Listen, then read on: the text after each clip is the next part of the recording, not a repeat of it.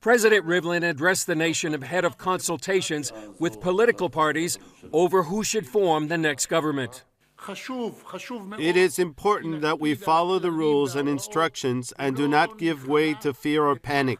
This is a time of trial, not only for the health system and our economy, but for all of us as a society. But Rivlin said the corona crisis wouldn't stop Israel from doing what's right. We're committed more than ever in light of the urgent need for a government to hold essential democratic processes even at the time of crisis. Parties representing 61 out of 120 Knesset members recommended Gantz to form the government, including the anti-Zionist Arab Joint List.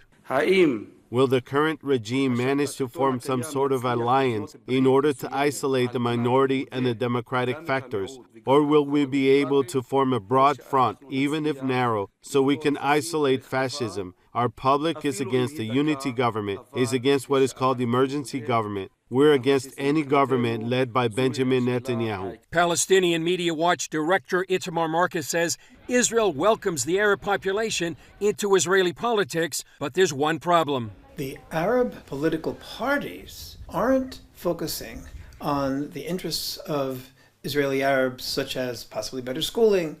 They're focusing on supporting terrorists. Israel Beiteinu head Avigdor Lieberman said he backed Gantz, but also a national emergency government.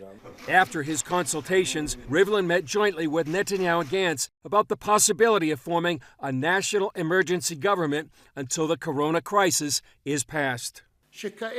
We must now deal with forming a government as soon as possible that will lead our people at this complex time. It may be that forming a government demands interim arrangements for the coming months. Gantz and Netanyahu now have an even bigger challenge before them. Can they lay aside their political differences long enough to overcome the coronavirus? Chris Mitchell, CBN News, Jerusalem.